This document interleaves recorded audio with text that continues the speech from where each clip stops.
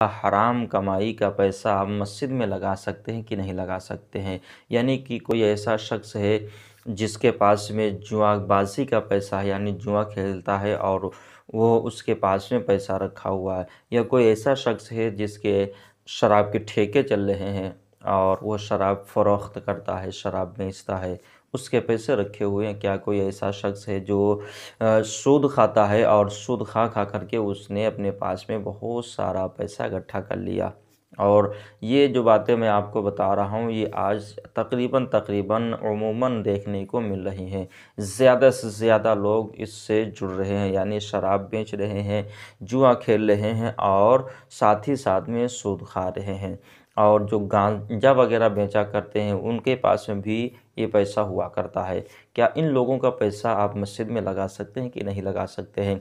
लेकिन उससे पहले मैं आपको ये भी बता दूं कि जो चीज़ें शरीयत मुस्तफ़ा में हराम हो गई वो हमेशा के लिए हराम है। ऐसा नहीं कि कुछ कुछ दिनों के लिए वो हलाल हो जाएं बाकी हराम रहें, ऐसा हरगिज़ नहीं। यानी कुरान ने जिनको हराम करार दे दिया वो हराम है, जिनको कुरान ने जायज़ करार दे दिया वो जायज़ हैं। इसी तरीक़े से रसूल कायनात सल्लल्लाहु ताला अलैहि वसल्लम ने हदीस मुस्तफ़ा में फ़रमा दिया, यानी रसूल ने जो कह दिया वो हदीस होती है। और रसूल कायनात ने हर एक चीज़ के बारे में बता दिया कि अय मेरे उम्मतियों आपको क्या करना है क्या नहीं करना है।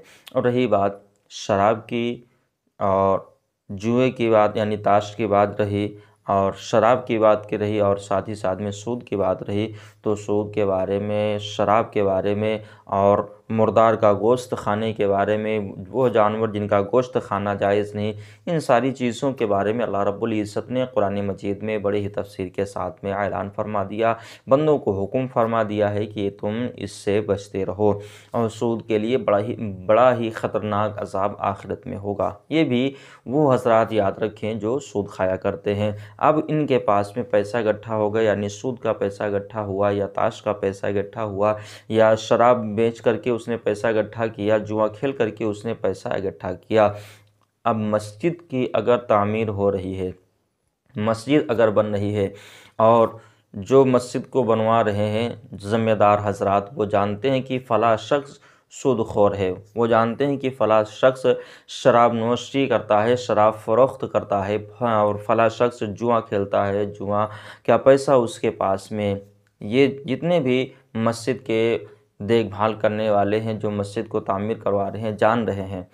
और ये भी जानते हैं कि इसके अलावा में इसके पास में और कोई ऐसा ज़रिया नहीं कि जिससे हलाल कमाई आ सकती हो, यानी इसके पास में हलाल पैसा आता हो।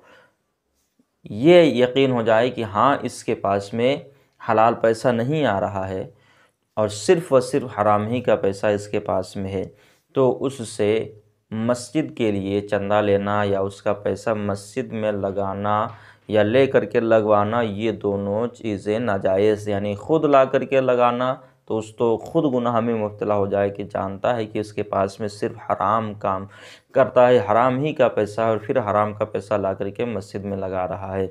और साथ ही साथ में अगर वो दे आकर के तो उसका पैसा मस्जिद में लगाना जायज़ नहीं। हाँ, इसके उल्टा इसके और एक तरीक़ा ये है कि मैं आपको बता दूं वो तरीक़ा कि अगर वो शख्स ऐसा है, यानी शराब पीता है या शराब बेचता है, जुआ खेलता है या खिलवाता जुआ है या सूद खाता है, सूदी पैसा लगाता है, हराम जानवरों का गोश्त फ़रोख्त करता है, हराम कामों को वो करता है, साथ ही साथ में उसके जायज़ तरीक़े से भी पैसे आ रहे हैं, ऐसा शख्स है, यानी सूद का भी पैसा आ रहा है, जायज़ पैसा भी आ रहा है, हराम का पैसा आ रहा है, हलाल का भी पैसा आ रहा है, ऐसा शख्स अगर कोई है और हमें यकीन नहीं, यानी जो ज़िम्मेदार हज़रात हैं जो पैसा लेने के लिए जाएंगे उन्हें यकीन नहीं कि कौन इसके पास में पैसा हराम का है और कौन जायज़ का पैसा, या ख़ुद वो दे रहा है तो लेने वाले ये नहीं जान रहे कि कौन हराम का पैसा है और कौन हलाल का पैसा है, यानी कौन जुए का पैसा है, कौन शराब का पैसा है, कौन सूद का पैसा है और कौन इसकी मेहनत का पैसा, यानी खेती से इसने इकट्ठा किया या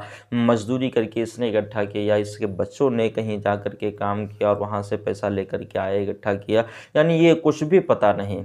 कि कौन पैसा कहाँ का पैसा है, कैसा पैसा है, लेकिन ये हाँ यकीन है कि इसके पास में हराम का भी पैसा है, हलाल का भी पैसा है। अब वो अगर पैसा ऐसा मस्जिद के अंदर दे रहा है तो वो पैसा मस्जिद में लगाना जायज़ है। क्यों? इसलिए कि हमको उसके बारे में इल्म नहीं, लोगों को उसके बारे में पता नहीं कि ये पैसा इसके पास से जो मस्जिद के लिए आ रहा है ये हराम का है या हलाल का। जब दो तरीक़े से पैसा उसके पास में आ रहा हो, हराम से भी आ रहा हो, हलाल से भी पैसा आ रहा हो, और अगर ये यकीन हो गया कि सिर्फ़ व सिर्फ हराम ही से पैसा आ रहा है तो उसका मस्जिद में पैसा लगाना जायज़ नहीं है। और दूसरा सवाल मैं आपको बता दूं औरतों के ताल्लुक़ से कि औरतों को पर्दे में रहना चाहिए। जैसा कि सभी जानते हैं कि औरत पर्दे की चीज़ है, औरत के माने में भी पर्दे की चीज़ आते हैं, औरतों को पर्दे में रहना चाहिए।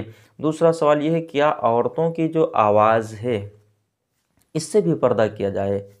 औरतों को इससे भी पर्दा किया जाए। जो औरतों की आवाज़, बहुत सारी औरतें होती हैं जो पर्दे में होती हैं, नकाब अपने चेहरे के ऊपर डाले हैं, अपने जिस्म के ऊपर नकाब डाले हैं और फिर लोगों से बात करती हैं, लोगों से कलाम करती हैं।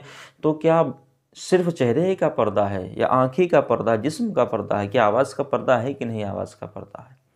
दोस्तों, औरत की आवाज़ जो है ये भी गैर महरम तक पहुंचाना नाजायज़ व हराम है। यानी औरत की आवाज़ का भी पर्दा है। कोई भी औरत हो, इतनी धीमी आवाज़ से बोले कि उसकी आवाज़ को गैर महरम ना सुने, जो उसके महरम है वही सुने, गैर महरम ना सुने, इतनी बुलंद आवाज़ से उसको नहीं बोलना चाहिए। तो औरत की आवाज़ का भी पर्दा है, औरत के जिस्म का भी पर्दा है, आँखों का भी पर्दा है।